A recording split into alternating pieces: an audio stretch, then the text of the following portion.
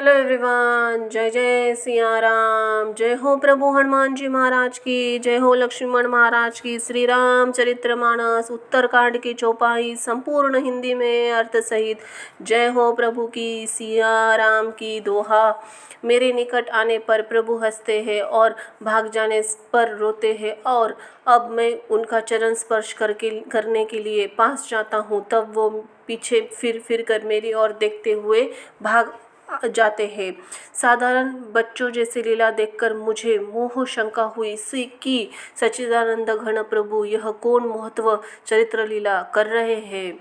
चौपाई। हे पक्षीराज, मन में इतनी शंका लाते ही श्री रघुनाथ जी के द्वारा प्रेरित माया मुझ पर छा गई, परंतु वह माया न तो मुझे दुख देने वाली है और न दूसरों को जीवे की भांति संसार में डालने वाली हुई।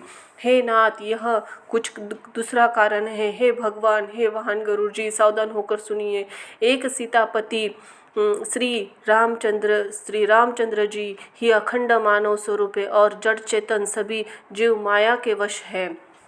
यदि जीवों में एक रस अखंड ज्ञान हो तो कहिए फिर जगत ईश्वर में जीव और भेद ही कैसा। अभिमानी जीव माया के वश में है। वह सत्व, रज और तम, इन तीनों के गुणों की खान माया के ईश्वर के वश में है। जीव परतंत्र है और भगवान स्वतंत्र है। जीव अनेक है, श्रीपति भगवान एक है। पर यद्यपि माया का किया हुआ यही भेद असत है तो है, तथापि वह भगवान के भजन बिना करोड़ों उपाय करने पर भी नहीं जा सकता। दोहा। श्री रामचंद्र जी के भजन के बिना जो मोक्ष पद चाहता है, वह मनुष्य ज्ञानवान होने पर भी बिना पूछ और सिंग का पशु है। सभी तारांगणों और के साथ 16 कलाओं से पूर्ण चंद्रमा उदय हो और जितने भी पर्व है उन सब में दावगिनी लगा दी जाए तो भी सूर्य के उदय हुए बिना रात्रि नहीं जा सकती। चौपाई। हे पक्षीराज, इसी प्रकार हरि भजन के बिना जीवों का क्लेश नहीं मिट सकता। श्री हरि के सेवक को अविद्या नहीं व्याप्ति, प्रभु की प्रेरणा उसे विद्या ही व्याप्ति है। हे पक्षीराज, इससे दास का नाश नहीं होता और भेद भक्ति बढ़ती है। श्री रामचंद्र जी ने मुझे जब भ्रम से चकित देखा तब वे हंसे और वह विशेष चरित्र सुनाए।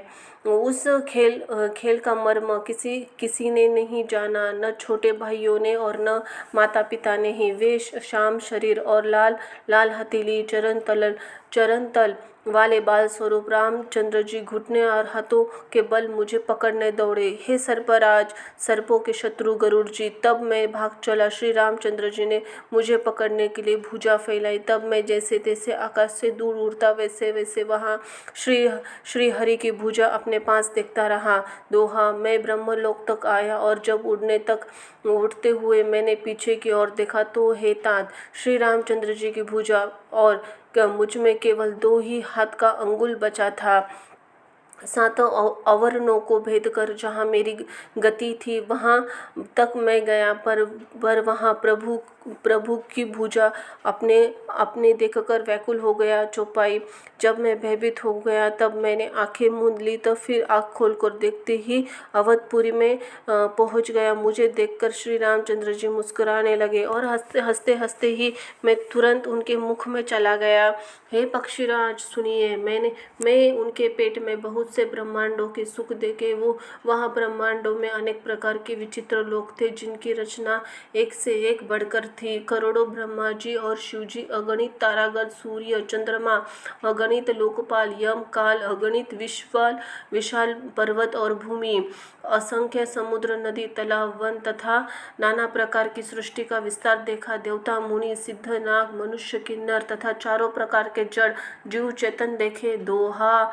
जो कभी न देखा था, न सुना था, जो मन में भी नहीं समा सकता था, अर्थात जिसकी कल्पना भी नहीं की जा सकती, वही अद्भुत सृष्टि मैंने देखी। तब उसका किस प्रकार वर्णन किया जाए।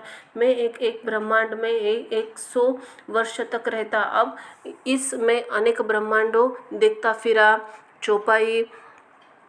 प्रत्येक लोक में भिन्न भिन्न ब्रह्मा, भिन्न भिन्न विष्णु, शिव, मनु, दिक्पाल, मनुष्य, गंधर्व, भूत, बेताल, किन्नर, राक्षस, पशु, पक्षी और सर्प, जहाँ नाना जाति के देवता और दैत्यगण थे। सभी जो वहाँ एक दूसरे के प्रकार थे। अनेक प्रकार की पृथ्वी, नदी, समुद्र, तालाब, पर्वत तथा सब प्रकार की सृष्टि वहाँ एक दूसरे को ही दूसरी प्रकार की थी। प्रत्येक ब्रह्मांड में मैंने अपना रूप देखा तथा अनेकों अनुपम वस्तुएं देखी। प्रत्येक भुवन में न्यारी ही अवधपुरी, भिन्न ही सरयूजी और भिन्न प्रकार के नर नारी थे।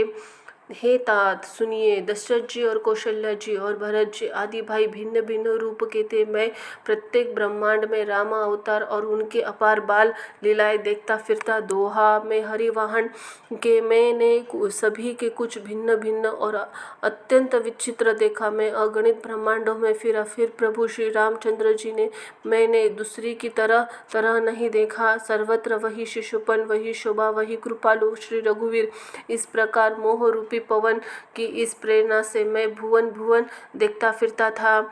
चौपाई अनेक ब्रह्मांडों में भटकते मुझे मानो 100 कल्प बीत गए। फिरता फिरता मैं अपने आश्रम में आ गया और कुछ काल वहाँ रहकर बिताया। फिर जब अपने प्रभु का अवधपुरी में जन्म अवतार सुन पाया, तब प्रेम से परिपूर्ण होकर मैं हर्षपूर्वक उठ दौड़ा। जानकर मैंने जन्म महोत्सव देखा, जिस प्रकार मैं पहले का वर्णन कर चुका हूँ। श्री रामचंद्र जी के पेट में मैंने बहुत से जगत देखे, जो देखते ही बनते थे, वर्णन नहीं किए जा सकते। वहाँ फिर मैंने सुजान माया के स्वामी कृपालु भगवान श्री रामचंद्र जी को देखा। मैंने बार बार विचार करता था, मेरी बुद्धि मोह रूपी कीचड़ के व्याप्त थी। यह सब मैंने 2 ही घड़ी में देखा। मन विशेष मोह से थक गया, मोह से होने से मैं थक गया। दोहा मुझे व्याकुल देखकर तब कृपालु श्री रघुवीर हंसते, हे बुद्धि गरुड़ जी, हे धीर बुद्धि गरुड़ जी सुनिए।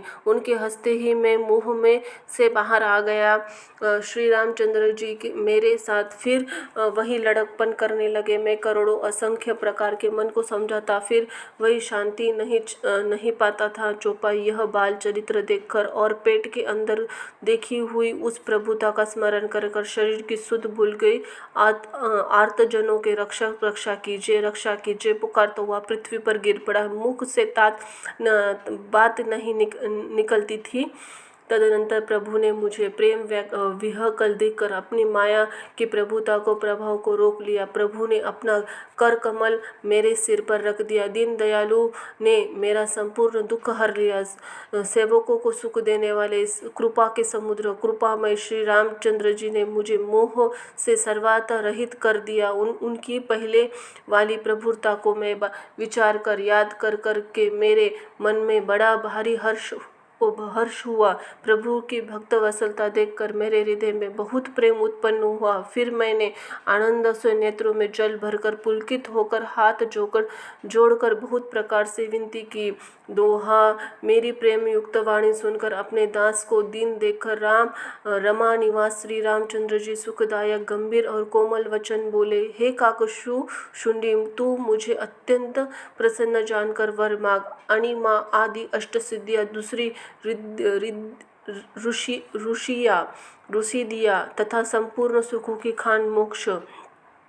चौपाई ज्ञान विवेक वैराग्य विज्ञान तत्वज्ञान और वे अनेकों गुणों के जगत के मुनियों के लिए दुर्लभ है। ये सब मैं आज तुझे दूंगा, इसमें संदेह नहीं है। जो तेरे मन में भावे सो मांग ले। प्रभु के वचन सुनकर मैं बहुत ही प्रेम में भर गया। तब मैंने अनुमान करने लगा कि प्रभु ने सब सुखों की देने की बात कही है, ये तो सत्य है, पर अपनी भक्ति देने की बात नहीं कही। भक्ति से रहित सब गुण और सब सुख वैसे ही फीके हैं जैसे नमक के बिना बहुत के प्रकार के भोजन पदार्थ। भजन से रहित सुख किस काम के। हे पक्षीराज, ऐसा विचार करके मैं बोला, हे प्रभु, यदि आप मुझ पे प्रसन्न होकर वर देते हैं तो मुझे कृपा और स्नेह करते तो हे स्वामी, मैं अपनी मन भाया वर मांगता हूँ। आप उदार है, हृदय के भीतर जानने वाले हैं। दोहा, आप जिस अविरल प्रकार एवं विशुद्धि अनन्य निष्काम भक्ति को श्रुति और पुराण गाते हैं, जैसे योगीश्वर मुनि खोजते हैं और प्रभु की कृपा से कोई भी विरला ही जैसे पाता है। हे भक्तों के मन इच्छित देने वाले कल्प वृक्ष, हे शरणागत के हितकारी, हे कृपा सागर, हे सुखधाम धान और श्री रामचंद्र, दया करके मुझे अपनी भक्ति दीजिए। चौपाई, एवं मस्तु ऐसा ही हो कहकर रघुवंश श्री स्वामी परम सुख देने वाले वचन बोले। हे काक सुन, तू स्वभाव से बुद्धिमान है, ऐसा वरदान कैसे न मांगता। तूने तो सब सुखों की खान भक्ति ही मांग ली। जगत में तेरे समान बड़भागी कोई नहीं है।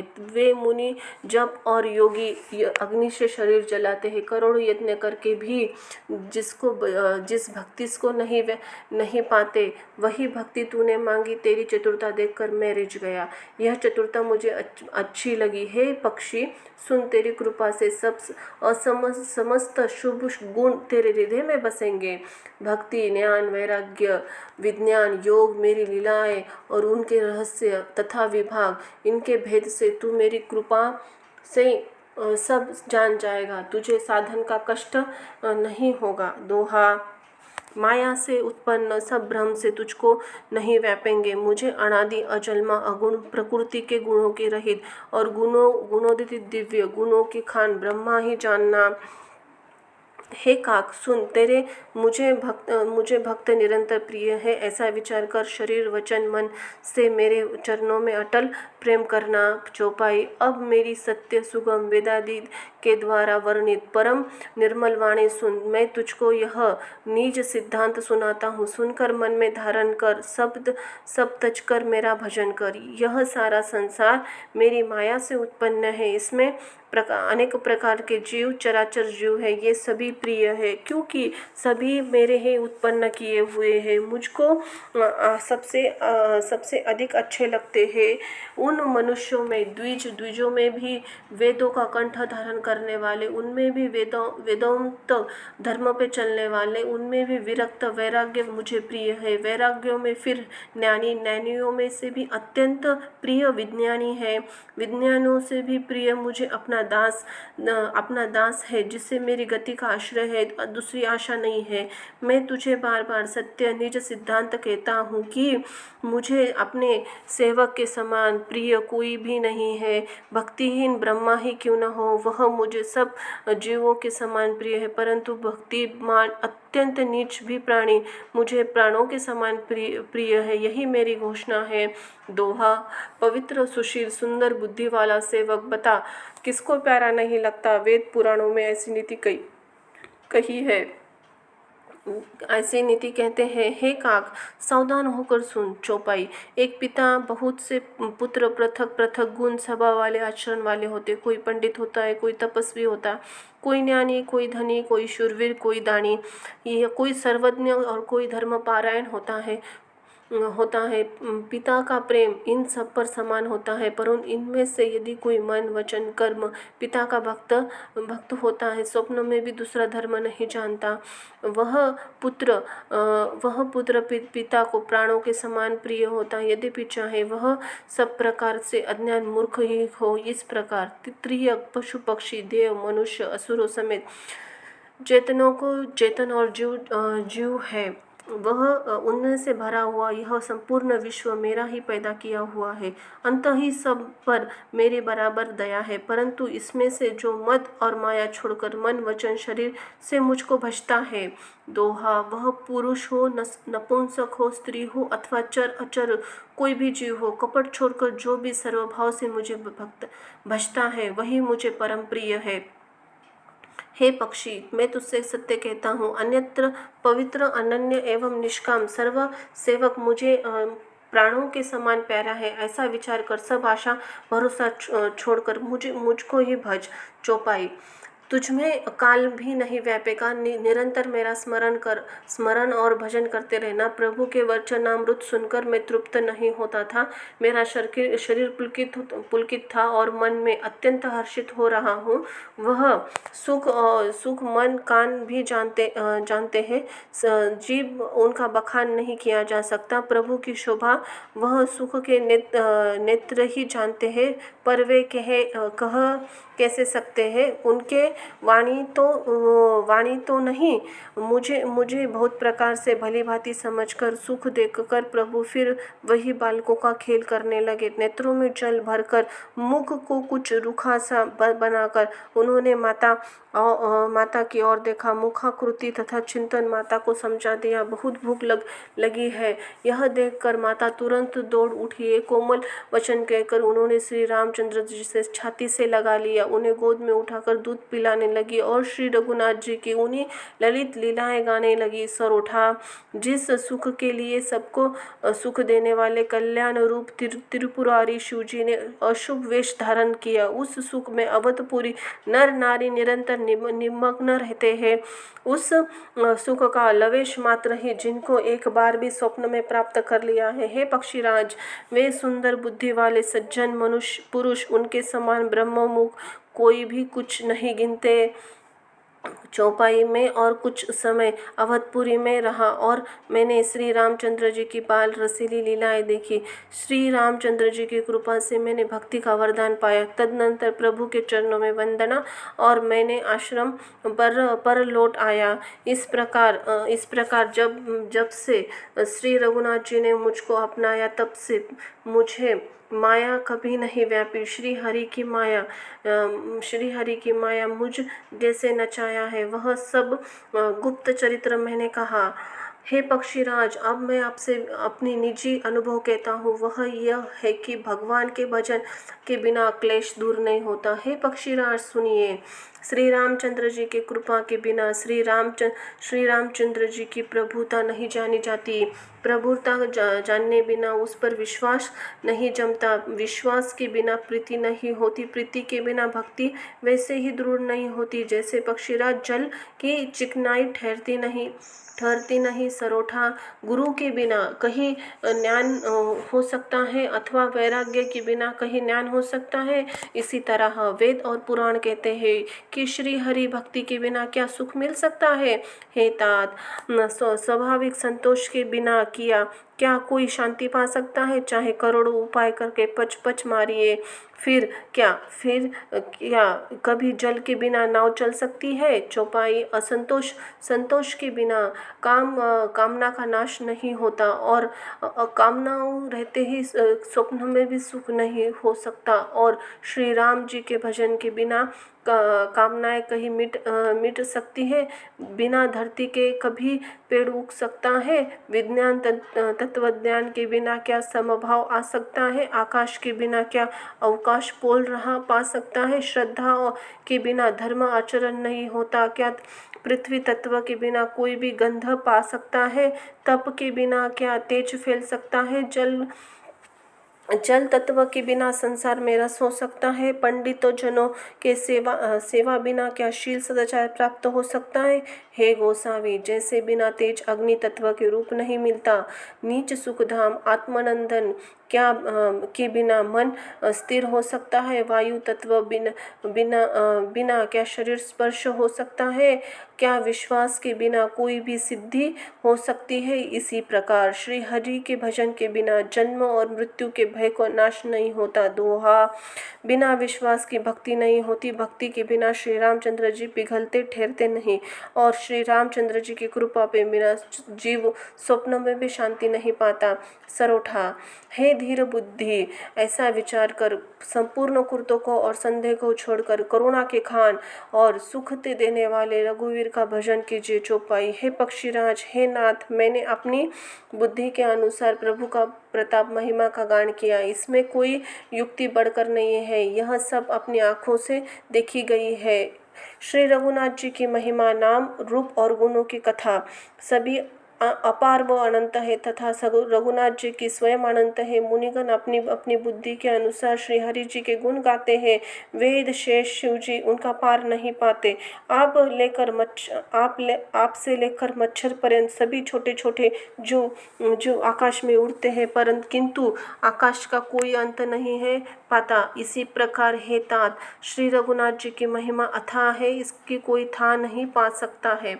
श्री रामचंद्र जी अरबों कामदेव देवों के समान सुंदर शरीर है। वे अनंत कोटि दुर्गाओं के समान शत्रुनाशक है। अरबों इंद्रों के समान उनका विलास ऐश्वर्य है। उनके आकाशों के समान उनमें अनंत अवकाश स्थान है। दोहा अरबों पवन के समान उनमें महान बल है और अरबों सूर्यों के समान प्रकाश है। अरबों चंद्रमा के समान वे शीतल संसार के समस्त भयों का नाश करने वाले हैं। अरबों कालों के समान अत्यंत दुस्तर दुर्गम दुरंत है। वे भगवान अरबों धूमकेतु पुच्छल तारों के समान अत्यंत प्रबल है। चौपाई अरबों पातालों के समान प्रभु अतः है। अरबों यमराजों के समान भयानक है। अनंत कोटि तीर्थों के समान वे पवित्र करने वाले। उनका नाम संपूर्ण पाप समूहों का नाश करने वाला है। श्री रघुवीर करोड़ों हिमालयों के समान अचल स्थिर है और अरबों समुद्रों के समान गहरे हैं। भगवान अरबों कामधेनुओं के समान सब कामनाओं से इच्छित पदार्थ देने वाले हैं।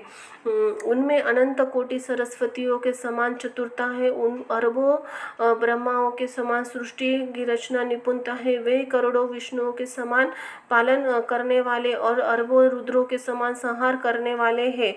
वे अरबों कुबेरों के समान धनवान, करोड़ों मायाओं के समान सृष्टि के खजाने हैं। बोझ उठाने में अरबों शेषों के समान है, अधिक क्या। जगदीश्वर प्रभु श्री रामचंद्र जी सभी बातों में सीमा रहित उपमा रहित है। छंद श्री रामचंद्र जी उपमा रहित है, उनकी कोई दूसरी उपमा नहीं है। श्री राम के समान श्री राम ही है ऐसा वेद कहते हैं। जैसे अरबों जुगनों के समान कहने से सूर्य प्रशंसा को वरन अत्यंत लघुता को प्राप्त होता है, सूर्य की निंदा होती है। इसी प्रकार अपनी बुद्धि विकास के अनुसार मुनीश्वर श्री हरि का वर्णन करते हैं, किंतु प्रभु भक्तों के भाव पात्र को ग्रहण करने वाले अत्यंत कृपालु है। वे उस वर्णन को प्रेम सहित सुनकर सुख मानते हैं। दोहा श्री रामचंद्र जी अपार गुणों के समुद्र है, क्या उनकी कोई था पा सकता है। संतों ने मैंने जैसा कुछ सुना था वही आपको सुनाया सरोठा। सुख के भंडार कृपा धाम भगवान भाव प्रेम वश है। ममता मद मान को छोड़कर सदा जानकी नाथ जी का भजन करना चाहिए। चौपाई शुंडी जी के वचन सुनकर पक्षीराज ने हर्षित होकर अपने पंख फुलाए। उनके नेत्रों में प्रेमानंद आंसुओं का जल आ गया और मन अत्यंत हर्षित हो गया। उन्होंने रघुनाथ जी का प्रताप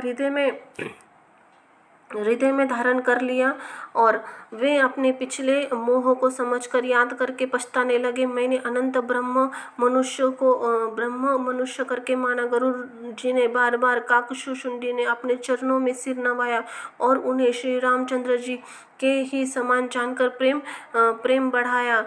गुरु के बिना कोई भवसागर नहीं तर सकता, चाहे वह ब्रह्मा जी शंकर जी और क्यों न समान हो। गरुड़ जी ने कहा, हे तात मुझे संदेह रूपी सर्प ने डस लिया था। सांप के डसने पर जैसे विष चढ़ने से लहरें आती है, बहुत सी कुर्तक रूपी दुख देने वाली लहरें आ रही थी। आपके स्वरूप रूपी गारुड़ी सांप का विष उतारने वाली द्वारा भक्तों को सुख देने वाली श्री रघुनाथ जी ने मुझे जिला दिया। आपकी कृपा से मेरा मोह नाश हो गया। मैंने श्री रामचंद्र जी का अनुपम रहस्य जाना। दोहा उनकी शुंडी जी की बहुत प्रकार से प्रशंसा करके सिर नवाकर हाथ जोड़कर फिर गरुड़ जी ने प्रेम पूर्वक विनम्र कोमल वचन बोले, हे प्रभु हे स्वामी, आपके अविवेक के कारण आपसे पूछता हूँ। हे कृपा के समुद्र, मुझे आपका नीच दास जानकर आदर पूर्वक विचार पूर्वक मेरे प्रश्न से उत्तर कहिए। चौपाई आप तो सब कुछ जानने वाले तत्व के ज्ञाता है, अंधकार के परे उत्तम बुद्धि से युक्त सुशील सरल आचरण वाले ज्ञान वैराग्य विज्ञान के धाम श्री रघुनाथ जी के प्रिय दास है। आपने काक शरीर कैसे किस कारण पाया है। हे तात सब समझाकर मुझसे कहिए। हे स्वामी आकाशगामिनी सुंदर रामचरित्र मानस आपने कहाँ से पाया सो कहिए। हे नाथ, मैंने शिव जी से ऐसा सुना है कि महाप्रलय में भी आपका नाश नहीं होता और ईश्वर शिव जी कभी मिथ्या वचन नहीं कहते, वह भी मेरे मन को में संदेह है।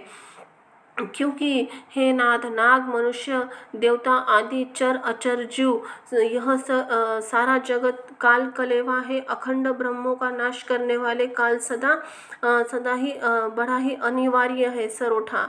वह अत्यंत भयंकर काल आपको भी नहीं व्यापता, आप प्रभाव पर नहीं दिखलाता। इसका क्या कारण है? हे कृपालु, मुझसे कहिए, यह ज्ञान का प्रवाह है या योग या बल का प्रभाव है?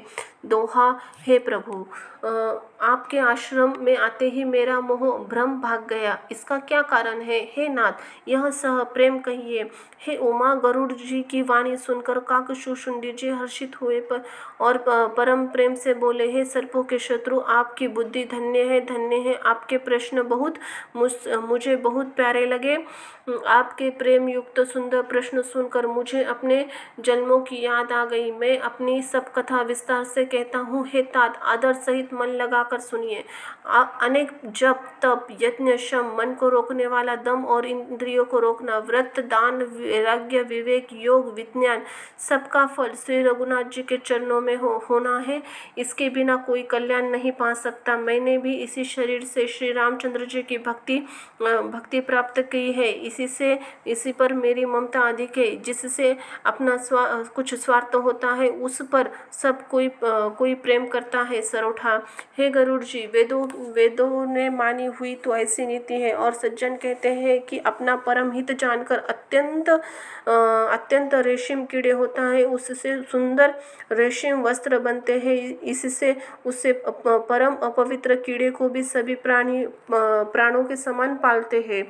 जीव के लिए सच्चा स्वार्थ यही है कि मन, वचन, कर्म से श्री रामचंद्र जी के चरणों में प्रेम हो। वही शरीर पवित्र है, सुंदर है। जिस शरीर को पाकर श्री रघु जी का भजन किया जाए, जो श्री रामचंद्र जी के विमुख है, यदि वह ब्रह्मा जी के समान शरीर पाए तो भी कवि और पंडित उसकी प्रशंसा नहीं करते। इसी शरीर से हृदय गति में राम भक्ति उत्पन्न हुई। इसी से स्वामी मुझे परम प्रिय है। मेरा मरण अपनी इच्छा पर है, परंतु फिर भी मैं ये शरीर नहीं छोड़ता, क्योंकि वेदों ने वर्णन किया है कि शरीर के बिना भजन नहीं होता। पहले मोह ने मेरी बड़ी दुर्दशा की है। श्री रामचंद्र जी से विमुख होकर मैं कभी सुख से नहीं सोया। अनेक जन्मों में मैंने अनेक प्रकार के योग, जप, तप, यज्ञ, दान आदि कर्म किए। हे गरुड़ जी, जगत में ऐसा कौन योनि है जिससे मैंने बार बार घूम फिर कर जन्म न लिया हो? हे गोसावी, मैं सब प्रकार के कर्म देख लिए, पर अब इस जन्म में इस तरह मैं कभी सुखी नहीं हुआ। हे नाथ, मुझे बहुत से जन्मों की याद है, क्योंकि श्री शिव जी की कृपा से मेरी बुद्धि को मोह ने नहीं घेरा। दोहा, हे पक्षीराज, सुनिए, अब मैं अपने प्रथम जन्म के चरित्र कहता हूँ, जिसे सुनकर प्रभु के चरणों गति में प्रीति उत्पन्न हो, जिससे सब क्लेश मिट जाते हैं। हे प्रभु, पूर्व कल्प में पापों का मूल युग कलयुग था, जिसमें पुरुष और स्त्री सभी धर्म पारायण वेद विरोधी थे। चौपाई, उस कलयुग में अयोध्यापुरी में जाकर शूद्र का शरीर पाकर जन्मा। मैं मन, वचन, कर्म से शिवजी का सेवक और दूसरी देवताओं की निंदा करने वाला अभिमानी था। मैं धन के मत वाला, बहुत ही बकवादी, उग्र बुद्धि वाला था। मेरे हृदय में बड़ा भारी दंभ था। यद्यपि मैं श्री रघुनाथ जी की राजधानी में रहता था, तथापि मैंने उस समय उनकी महिमा नहीं जानी। अब मैं उनका अवध प्रभाव जाना। वेद, शास्त्र, पुराणों में ऐसा माना गया है, किसी भी जन्म में जो कोई अयोध्या में बस जाता है, वह अवश्य ही श्री रामचंद्र जी का पारायण हो जाएगा। अवध का प्रभाव जीव सभी जानता है। तब एक हाथ में धनुष धारण करने वाले श्री रामचंद्र जी के उनके हृदय में निवास करते हैं। हे गरुड़ जी, वही काल बड़ा कठिन था। उसमें सभी नर नारायण पारायण पापों में लिप्त थे। धर्म दोहा, कलयुग में पापों में सब धर्मों का घ्रस लिया। सद्गुरु सदग्रंथ लुप्त हो गए। दाम्भिणियाँ अपनी बुद्धि से कल्पना करके बहुत से पंथ प्रकट कर दिए। सभी लोग मोह के वश हो गए, शुभ कर्मों को लोभ ने हड़प लिया। ज्ञान के भंडार श्री हरि के वाहन। सुनिए, अब मैं कली के कुछ धर्म कहता हूँ। चौपाई। कलयुग में न वर्ण धर्म रहता है, न चारों आश्रम रहते हैं। सब पुरुष स्त्री वेद विरोध में लगे रहते हैं। ब्राह्मण वेदों को बेचने वाले, राजा प्रजा को खा डालने वाले होते हैं। वेद की आज्ञा कोई ही नहीं मानता। जिसको जो अच्छा लग जाए वही मार्ग है। जो डिंग मारता है वही पंडित है। जो मिथ्या आडंबर रचता है और जो दंभ में रत है, उसी को सब कोई संत कहते हैं। जो जिस प्रकार से दूसरों का धन हरण कर ले वही बुद्धिमान है। जो दंभ कर लेता है वही बड़ा आचार्य है। जो झूठ बोलता है, हंसी दिल्लगी करना जानता है, कलयुग में वही गुणवान कहा जाता है। जो आचारहीन है, वेद मार्ग को छोड़े हुए है, कलयुग में वही ज्ञानी और वही वैराग्य है। जिसके बड़े बड़े नख और जो लंबी लंबी जटाएं है, वही कलयुग में प्रसिद्ध तपस्वी है। दोहा। जो अमंगल में वेश और अमंगल में भूषण धारण करते हैं, भक्ष खाने के योग्य और न खाने के योग्य सब कुछ खा लेते हैं, वे योगी है, वे सिद्ध है और वे ही मनुष्य कलयुग में पूज्य है। सरोठा। जिनके आचरण दूसरों का अपकार अहित करने वाले हैं, उन्हीं का बड़ा गौरव होता है और वे ही सम्मान के योग्य होते हैं। जो मन वचन और कर्म से लंबाकर झूठ बकने वाले हैं, वे ही कलयुग में वक्ता माने जाते हैं। हे गोसावी, सभी मनुष्य स्त्रियों के विशेष वश में है और बाजीगर के बंदर की तरह उनके नचाए नचते हैं।